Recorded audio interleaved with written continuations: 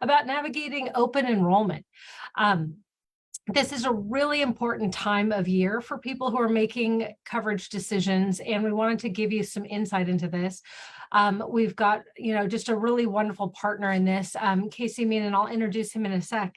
But first, I just want to do a little bit of that housekeeping. We've got Q&A, we've got the chat. I'll be monitoring that throughout, as will Lauren. So any questions that you have, there are no dumb questions, right? Especially if this is your first time facing open enrollment as a chronic disease patient, if you are aging off your parents' care, if you've got a new job or new coverage decisions to make, go ahead and ask them. Now, we won't be able to answer all the questions, but we can at least, we can take a stab at it, and we can help you figure out where to get more specific answers for your particular state or for your particular chronic disease. Also, remember, your disease groups are wonderful resources for some of this. When there are peer groups, they've also gone through it. And so we don't want to leave any of those specific people out. But today we've got Casey Meehan, who's a marketplace sales manager from Molina Healthcare. He is here in Washington State with me.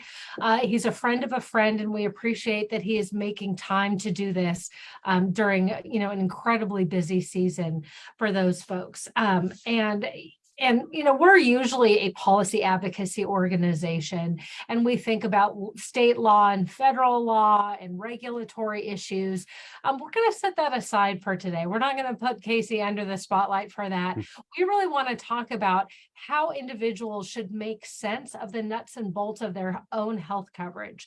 And we're always given a lot of options. Do you want a high this or a low that? Do you want, to pay in this way or pay in that way? Casey's going to give us some insight about how we as chronic disease patients can go into that space and think about what we need for our total coverage package and for our own, frankly, cash flow, which is part of one of the questions that that people have in this. So I also want to say we're going to do a blog afterwards, because we know not everybody can watch live, and we know people have different questions that we may not be able to capture in this one, but we'll try to add some other resources in those written things. To see those, we obviously post them on social, but we also have a newsletter. We're focusing like 5 or 6, main issues every 2-ish weeks.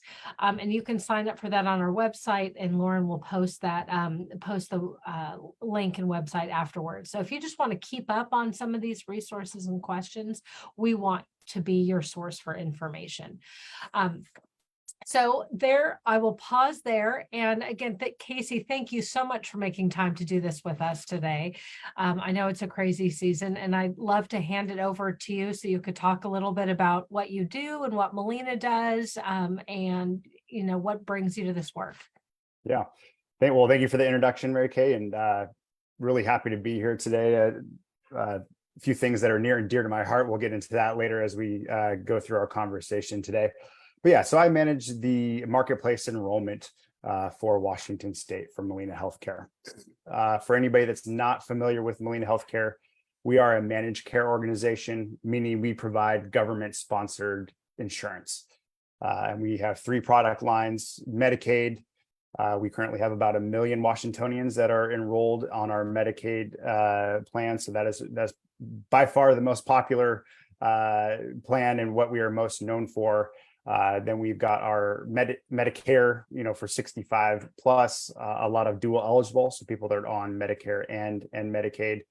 And then the segment that we'll be talking mostly about today, which is for individuals and families that may not have coverage through an employer or through a public program, where they would go and shop for their options on the Washington Health Plan Finder here in the state of Washington.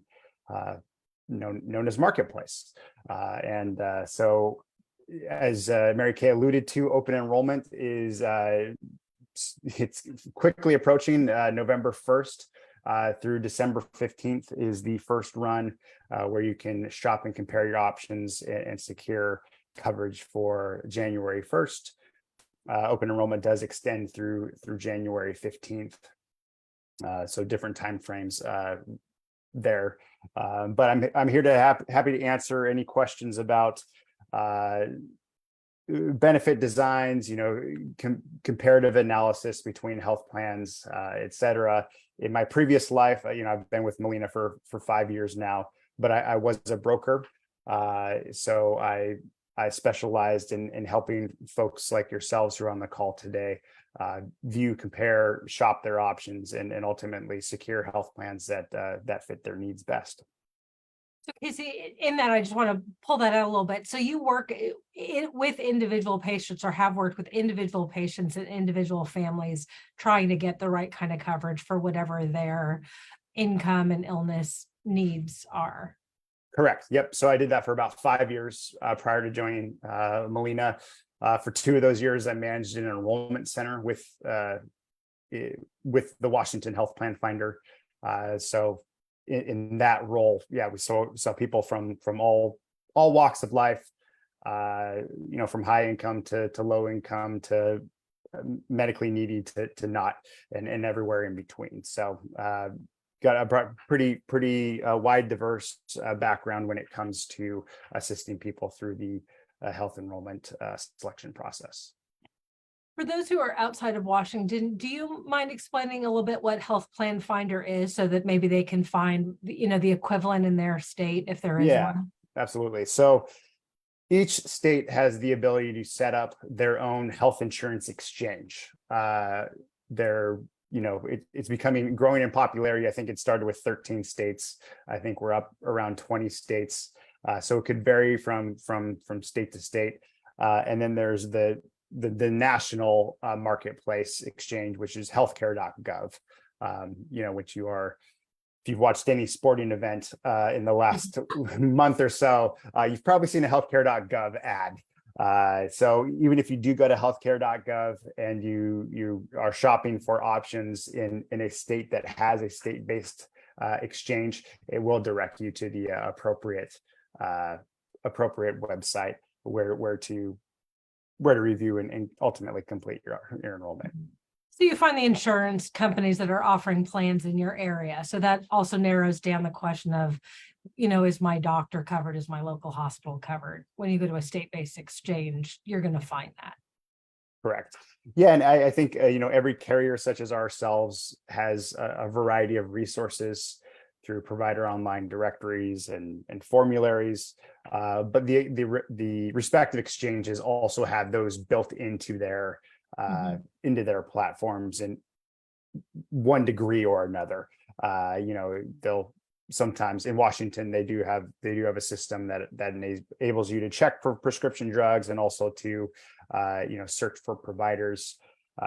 My recommendation is always to go to the insurance carrier themselves for your best source of truth, as provider relationships are changing all the time. So that is really going to be your most up-to-date, best place for information. We'll dive into more of that as we get into the Yeah, so let's start with honestly with basics for people, because I think sometimes we just have some misunderstandings about the different roles that people play. So just give me a sense, like, what's the purpose of healthcare? Because I feel like health insurance gets a bad rap, but I know my parents freaked out anytime they thought I would not have health insurance with a job. So, talk about its importance. I mean, that's a loaded question, but I think what's important about health insurance is your health. Making sure that you have protections in place and that you have access to care. If we don't have a crystal ball, so we can't predict what's going to happen in the future. But for folks that are probably on this call that are dealing with a chronic illness of some sort, I think they understand the value of health insurance, in that it enables them to receive medications or receive care to help them manage their chronic illness more effectively. So I think that the need for health insurance and for health coverage is, as we've seen, that the more people that are insured, the more people that engage in preventative care, the healthier our communities are. So Washington State, we're kind of a leader in I would say, in terms of some of this healthcare policy, and pushing it forward. We're the first state in the country to offer immigration health coverage expansion, which starts in 5 days. So folks that aren't lawfully present are going to be able to enroll into qualified health plans. So that is the first time that population will ever be able to do that here in the States. So just from the recognition that, hey, the more people that have coverage, the more people that are able to access care, it has a wide-reaching benefit for communities at a whole, at a large. Yeah. And I think that gets lost a lot, frankly, is that, we think about it in terms of individual economic protection, right? Like if you get hit, but this is, my parents' scenario was always like, if you get hit by a bus, how are you going to pay the people to take care of you? And insurance helps us manage those ebbs and flows. But to your point, we're also seeing now insurance as a way of accessing the care that helps the entire community stay healthy. Right. Yeah, it's both of those things. And with the Affordable Care Act going live, 10 years ago, we've seen some of those cost saving protections capped. We're not necessarily, before that, there were maximum out of pockets attached to every plan. There wasn't assistance in helping you pay your health insurance premium and such. So yeah, it's twofold, and there are different types of consumers out there.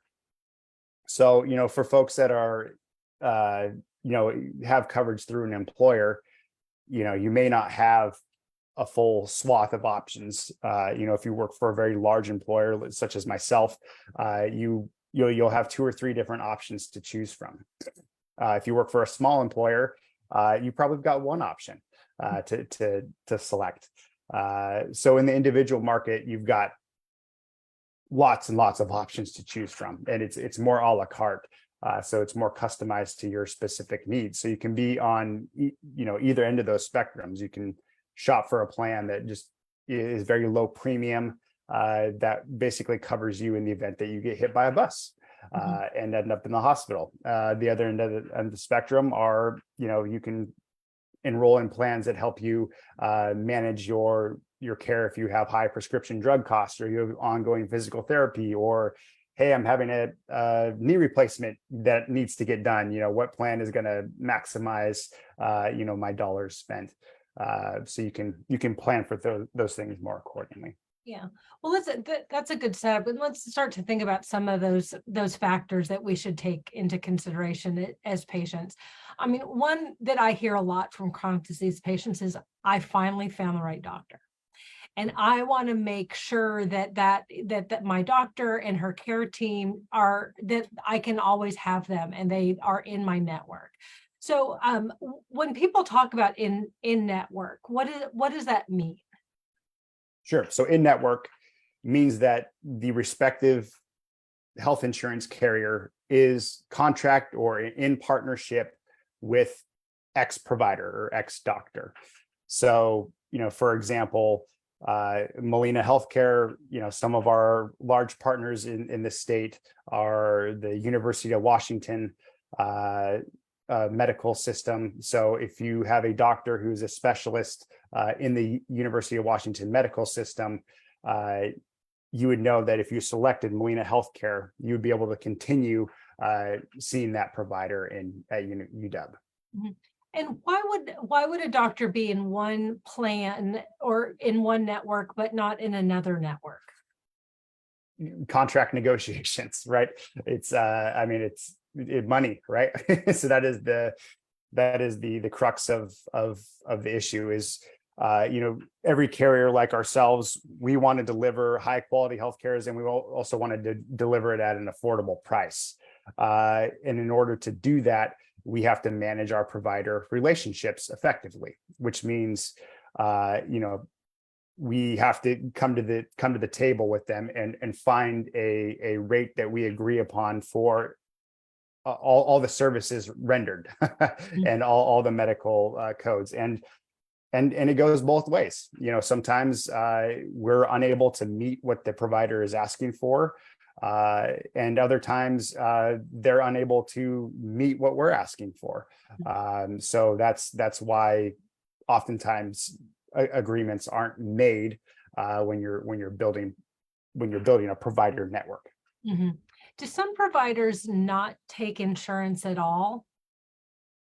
There are, yeah. I mean, personally, I have I actually belong to a concierge medical group where it's like a monthly gym membership, basically. So those sort of deals do exist. I know some specialty providers out there, will don't accept insurance altogether. Thinking of like small practices and such. But any of your large provider groups, large specialty groups, they're all going to be contracted with health insurance carriers. Yeah. When you're facing this, so you mentioned that you've got an employer that gives you 2 or 3 options of plans. What are some of the factors that make one plan different from another? And then how do you figure out which is the right plan for you? Yeah. So to me, it always goes back, the first question is always provider network. If you have doctors that you're married to, that's often going to dictate which route you go. And then from there, if you've got options within that certain health plan, then you're looking at your expected medical expenses for the upcoming year. And as I mentioned before, we don't have the crystal ball, so we don't know what's going to happen. But there are a lot of us that are on medications, such as myself, or perhaps others on this call. There are others that go in for regular testing or going to see a specialty provider. So you're able to, compare the plans side by side, and really figure out, hey, I can, yeah, you can almost know what your expected medical expenses are going in. You can tally those up, and you can see, compare those side by side. And then you can use the premium, which is how much you pay for your health plan, to factor in to that expected medical expense. So it's all one expense. So your health insurance premium, as well as what you're going to pay your cost shares for receiving treatment or seeing your doctor, or labs and diagnostics, or for prescription drugs. It's all, I mean, when I look at it, it's all one big puzzle that you're putting together. So you can put together kind of a cost analysis, doing that, and that'll help you then choose what plan is best for you. So when you start to look at this, it's good to start with sort of an idea on if you have a sense of what you already spend. How does the deductible play into that calculation? Can you explain how that works, for people who maybe are just entering the market, and how you figure that out in line with the cost share, copay, premium? Yeah, a lot of healthcare terminology. Yeah. So yeah, deductibles, you're thinking of it like your auto or your home deductible. The principle is the same. The concept of a deductible hasn't changed since the invention of insurance. Long time ago, when they were insuring shipping, going back and forth. Basically, you're on the hook for the first portion of whatever it is. So when you think of a car accident, you back into your garage or whatever it is, and your car takes is going to be $2,000 to fix. You have a $500 deductible. You've got to pay that $500, and then the insurance carrier picks up the rest. So the concept is very similar to health insurance. There's more moving parts with health insurance compared to auto or home, and that there are several benefits that are not subject to that deductible, meaning that you can go in and pay what's referred to as a copay prior to reaching that deductible. Or in the case of preventative care, preventative care is covered at 100%, regardless if you've hit a deductible or not. So things like your annual physical, things like your flu shot, things like COVID boosters, things like, visits to your OBGYN, breast cancer screenings, those are all covered at 100%. So say I'm a worker and they offer me a high deductible plan. I'm not Mhm. planning on having a baby that year. I'm, reasonably healthy. I might go for that because I don't expect to have a lot of medical expenses. And that gets me a lower premium, right? So I pay less. And I still could get really good preventative care without having to pay out of pocket every time because the insurance company wants me to have preventative care, Right. Mhm. right? You want me to have my mammogram. So you're not going to expect me to pay out of pocket because it's better if I get it sooner rather than later. But something else might require if I get, hit by the bus that my parents are still afraid of, that might be like, oh shoot, now I've got to pay that 4,000. But because my premium's been so low, that might be more a manageable option. Correct. Yep. You're hitting the nail on the head in terms of uh, factors that you want to evaluate. So you don't have any known medical expenses forthcoming. Yeah. Pick a plan with a higher deductible or a lower premium plan. It's going to protect you in the event that you have that catastrophic event. They do have some bells and whistles, with preventative care tied to them already. As you said, insurance carriers like Molina Healthcare, we're not only covering preventative care at 100%, what we've got wellness programs and we've got incentives to that, in the term and we do like Visa gift cards and such to really promote and really incentivize our members to go to see their doctor for an annual visit. Casey, And to that's go. an interesting question because I think as patients, we're just so used to seeing our providers as our resource and our care team. And it feels so much of the time like we're kind of on our own with any other kind of health. But it sounds like you're saying that our providers, our insurance providers may have some options too. Do you want to say more on what those programs might look like or even how to find them or know that they're even available? Yeah, so the first place to start is most carriers have what's called an HRA assessment or a wellness assessment. And there usually is some financial incentive to participate. It's a voluntary program where you basically go take an online assessment and then you complete an annual physical exam with your primary care physician. And then you're able to redeem whatever awards that carrier is offering. One of the things that happens when you take that assessment is you're given access to a suite of information if you check certain boxes. If you collect, hey, I've got a chronic illness and hey, this is what it is. We're going to provide you a number of different resources depending on how you fill that out. We also have internal healthcare services teams that do partner with you and, will outreach or you'll have the capability to interact with us there. There's also some claims initiated programs where depending on the type of claim or coding that comes across our desk, we have a member that's receiving this sort of treatment or they're on this sort of medication, that will prompt our healthcare services team to engage with that member to assist them.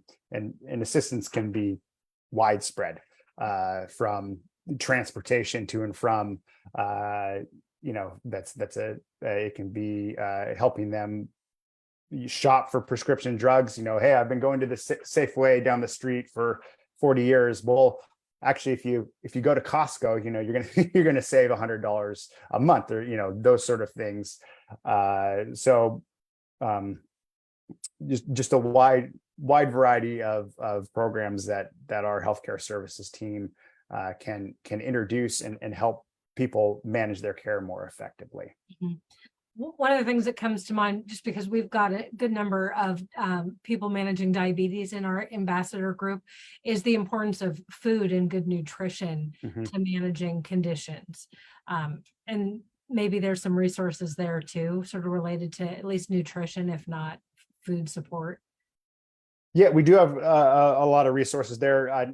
For Marketplace, not so much. For Medicaid, we've had a number of different food insecurity programs, and we personally have what's called the Molina Cares Accord, which is basically our ability to support different nonprofits in the state of Washington, nationwide as well. But so organizations that do deal with food insecurity and some of these pockets and such, healthcare deserts, I think or food deserts, excuse me, is the right terminology. So we've got boots on the ground. And that's more common on the Medicaid managed care organization side of things. All of our competitors have similar programs as well, who operate in that space.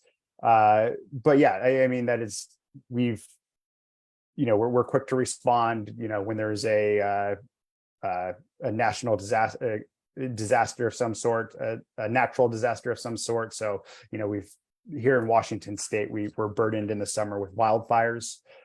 So that is something that we often respond to, local communities, and, providing food. We immediately know who in that area is taking and what sort of medication they're taking, and the risk of them not having that medication. So that is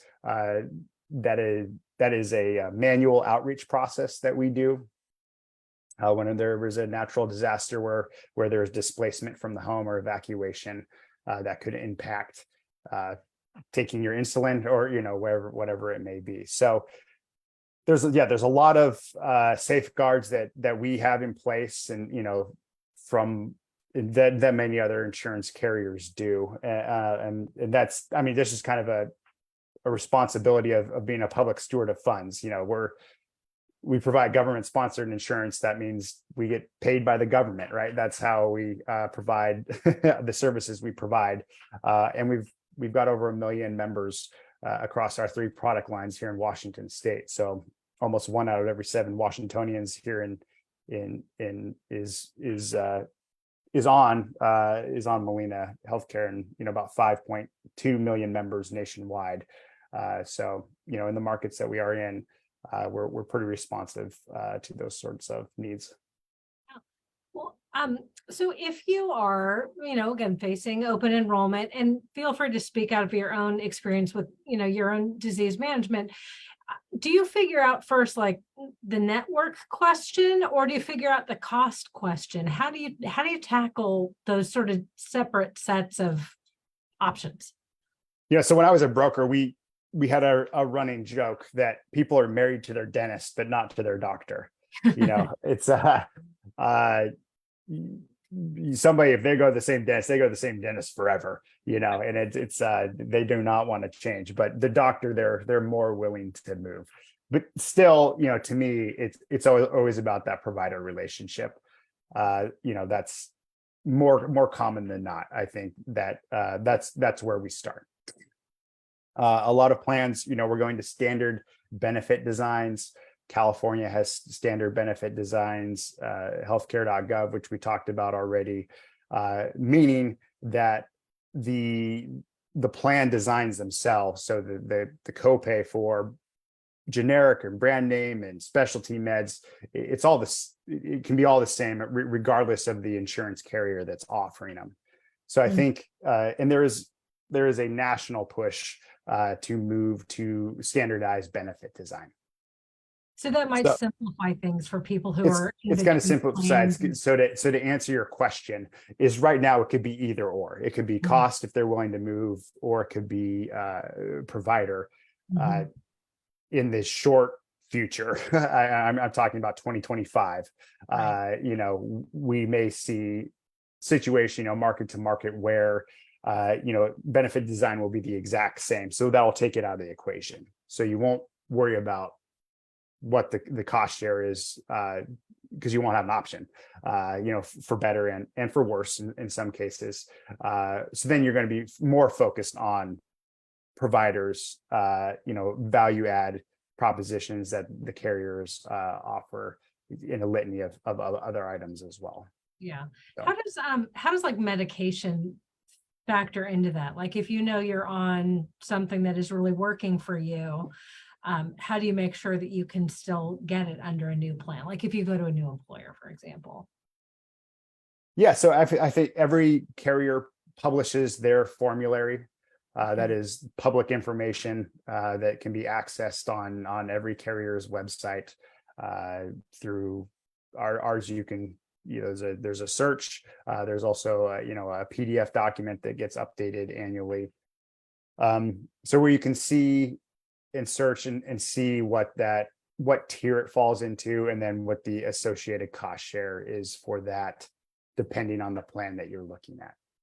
Gotcha. So if you're looking at a lower deductible, Cadillac plan in terms of lots of benefits that are not subject to the deductible, lower out-of-pocket maxes, that plan's going to have a higher monthly premium for you. But the cost shares when you go to fill your medication are going to be less. Where the other end of the spectrum, which is a high deductible plan, where heck, maybe even all your prescription drugs might be subject to that higher deductible, meaning you're paying the full cost of them until you reach the deductible, but you're going to have a lower monthly premium. So that's the trade-off. Yeah. It seems too that there's a consideration to be made about predictability. Right. Yeah, like, I think I so. don't want to be surprised by a big medical bill. And so maybe it is better for me to pay a higher monthly premium, because that helps me manage my personal cash flow and anxiety level in a way that is different than. That's true. But I always go to expected medical expenses. If you don't have expected medical expenses, keeping your premium low and having a higher out-of-pocket max is going to work for you 19 out of 20 years, right? And then that 1 year that you get hit by the bus, or you slip on the ice, or whatever happens, it happens. But you'll see you'll see a savings over time. Like this, one of their catchphrase you've already heard me say 3 times today is, we don't have the crystal ball, right? We know what we know at this moment in time. Yeah. Well, it seems too that I do know a lot of employers, especially small employers, who rely on the high deductible plans. But then they pair them with a health savings account. Is that a pretty common setup? And I know you guys wouldn't manage the health savings account, but can you talk about how that's a thing? Yeah, I think it's a pretty powerful tool. So there are a few different ways to manage it, but health savings account it has to have 2 criteria. One is that it has to be high deductible. And high deductible, I think the definition is it has to be at least $1,500. Most high deductible health plans, HSAs, are north of $1,500 deductible. And the second is that everything must be subject to that deductible, meaning you're paying the full cost of all services rendered, all medications, up until you reach that deductible, with the exclusion of preventative care, which is covered at 100%. So the reason how these plans are less expensive, and so that's the appeal to a small employer that's wanting to offer their employees health insurance as a way of retention and employee morale, etc. So it costs the employer less to offer an HSA plan.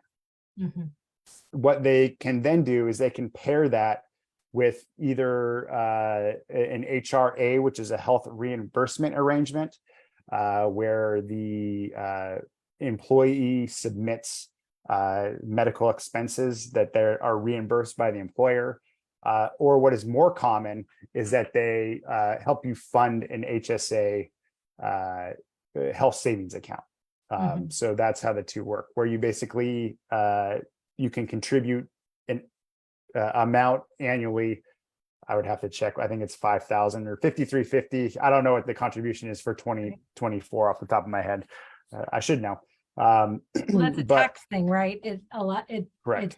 It protects you from the taxes. Yeah, so it's tax-free money, and then that money can be used to pay for medical expenses. So, in terms of the power of the dollar, it increases your power of the dollar when you go in and use it.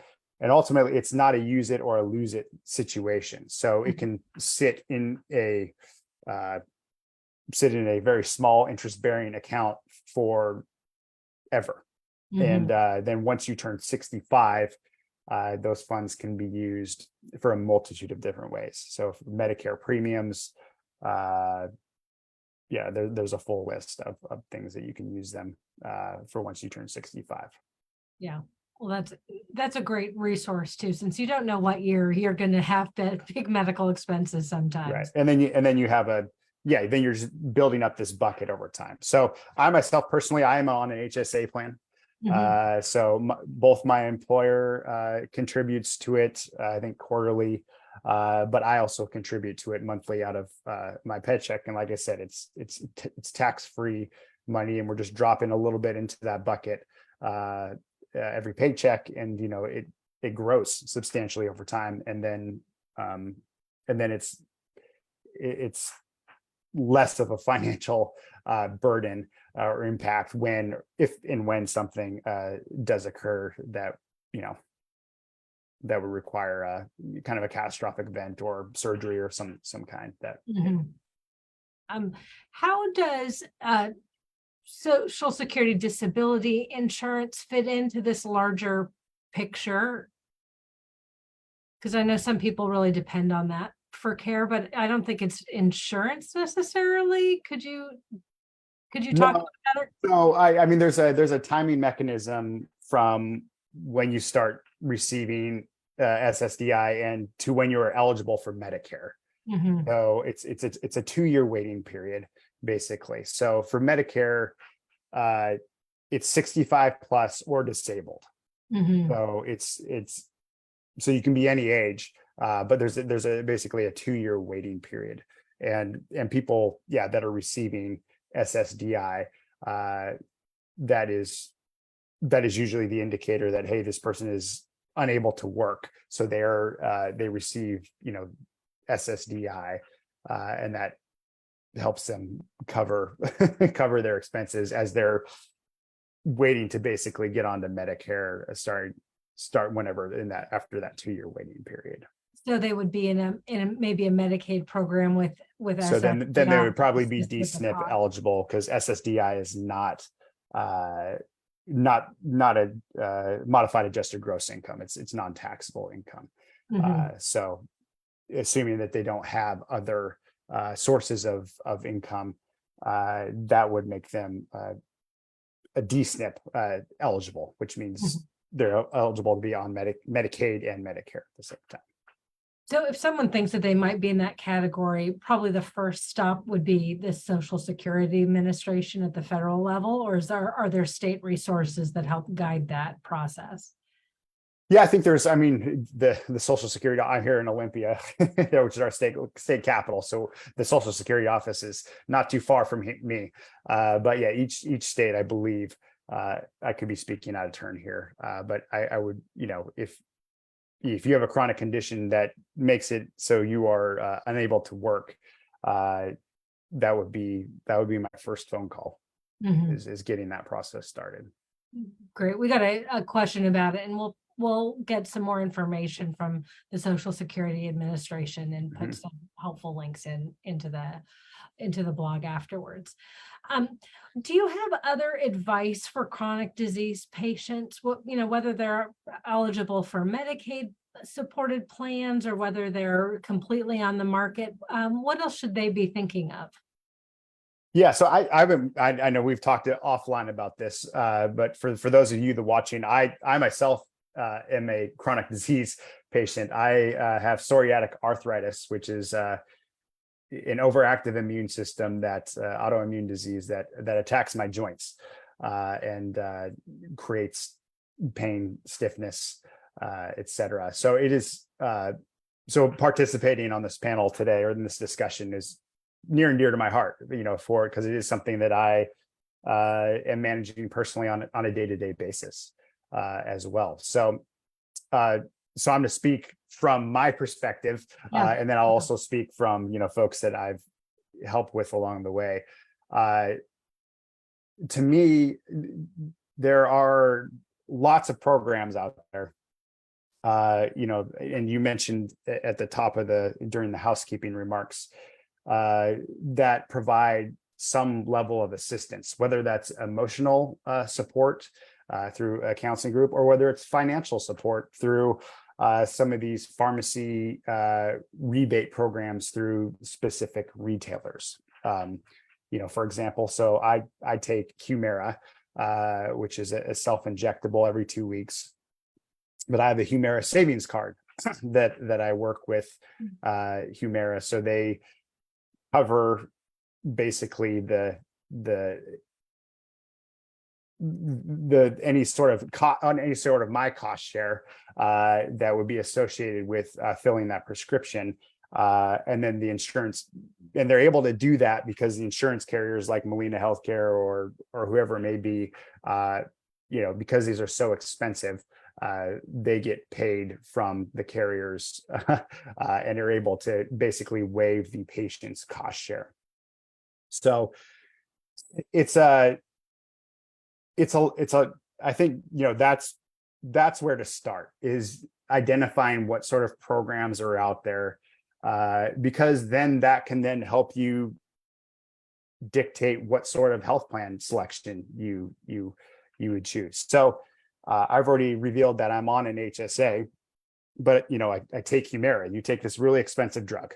Mm-hmm. So how are you on an HSA with that has a high deductible? Well, I'm able to participate on an HSA because I don't have a cost share associated with filling my prescription. So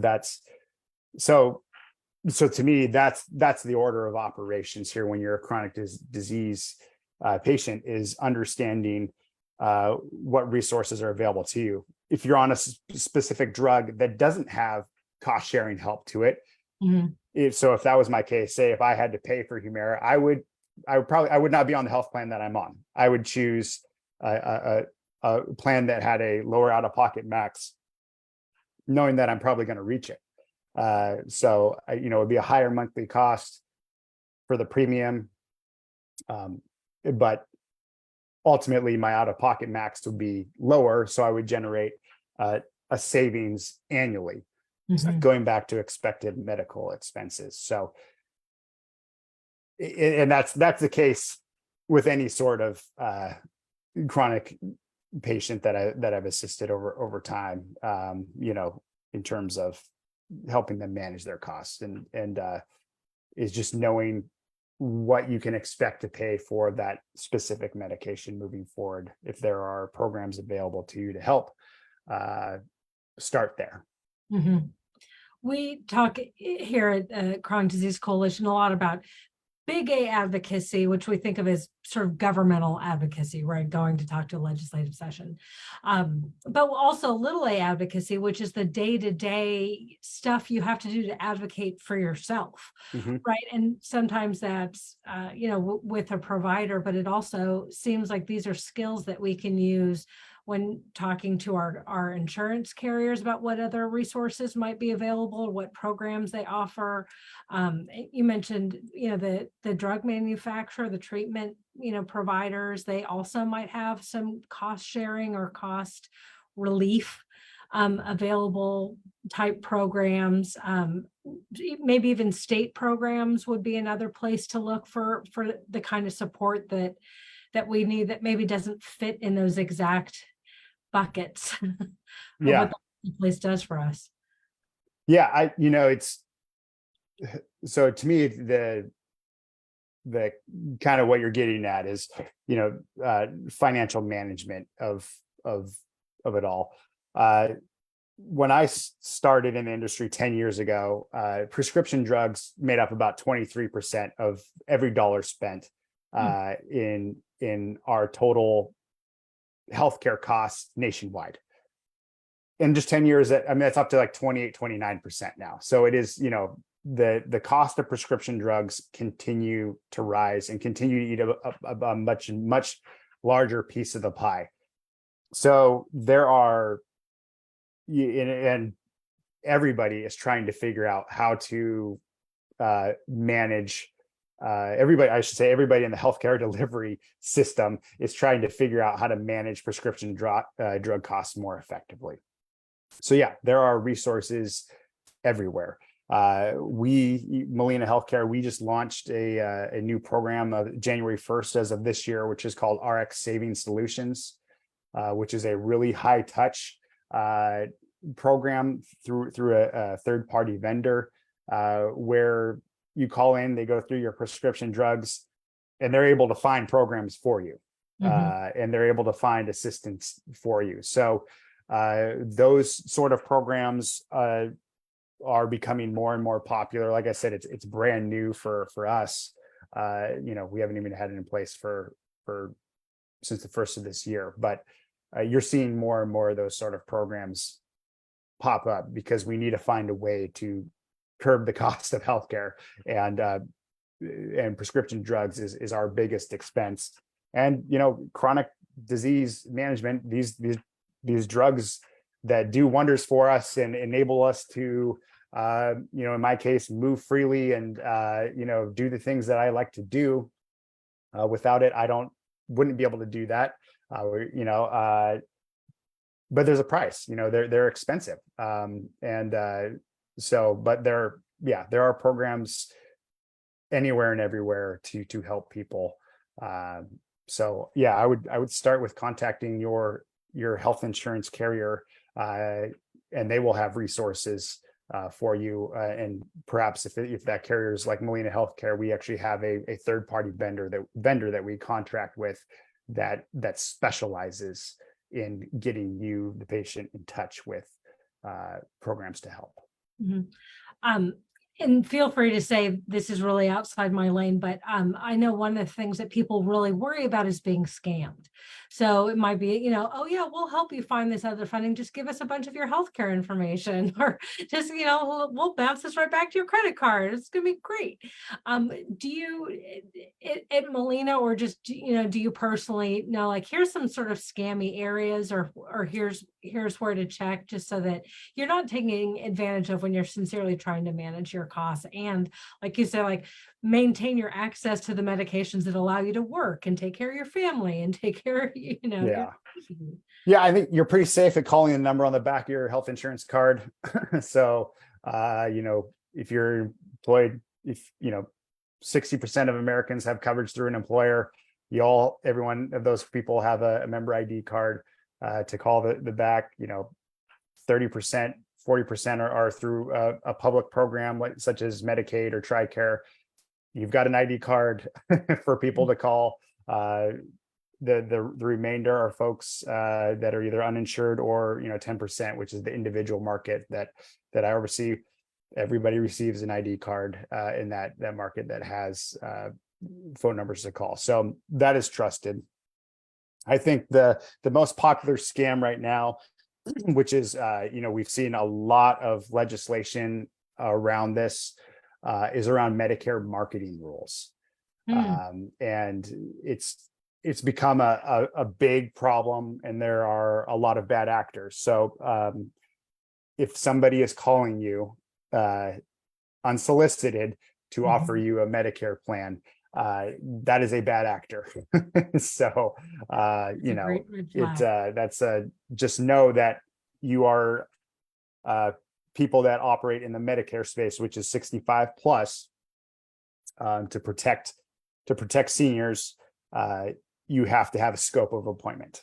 So you have to have permission, to contact them. You can't just pick up the phone and call people and try to get them enrolled in Medicare.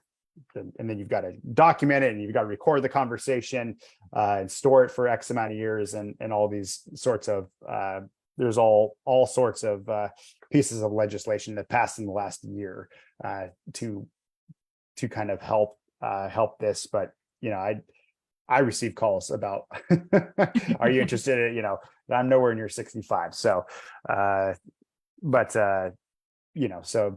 I would say that is by far the biggest, most common bad actor in the out there right now.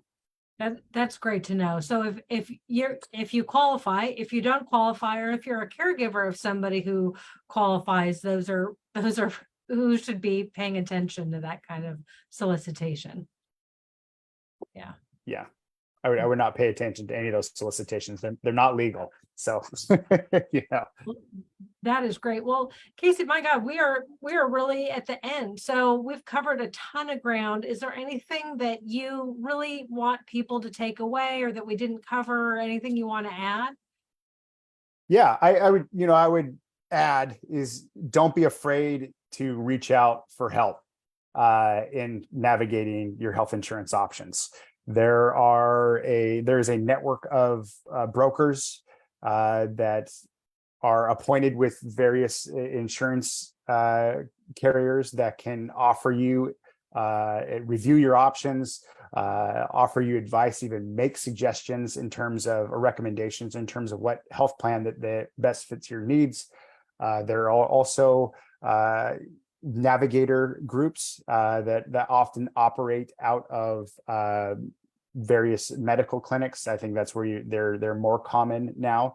But your local office may have somebody there who specializes in helping people understand their options and what plan best will fit their needs as well. So there are lots of free resources out there to help you review your options and make the selection that'll best fit your needs. So don't be afraid to reach out to them. They can be found again I'll just give you healthcare.gov. That's the national website. If you go to your respective state from there are broker searches, there are navigator searches, so you can find somebody who is local, somebody who is in your neighborhood. You compare it down by zip code or city in some cases, and you can find somebody to meet with. And I think brokers have really changed how they operate. They meet virtually, they meet over the phone. A lot of them still have in office brick and mortar shops where you can go and meet somebody face to face if that is also your style. That is awesome. Thank you so much for doing this in the middle of what's got to be just the most hectic season. And just thank you. And really, I hope everybody has a good day. We answered the questions that we saw in the chat. If you have other questions, please don't hesitate to reach out to Lauren, myself, Nathaniel, and we'll either reach out to Casey or find the right answer. We'll give us a little time to put together a blog with some resources, but we'll have that too as we enter into open enrollment season. Again, just want to remind people of what resources we've got. You can learn about our policy issues on the website. You can share your story with us.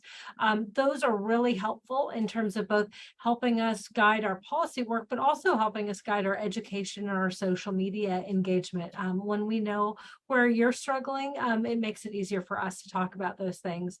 And follow us on the socials. We're also on LinkedIn if you've got professional questions or just business, things that you want us to be connected with your nonprofit group or your patient advocacy group. We're happy to connect there too. So thank you so much and have a terrific day.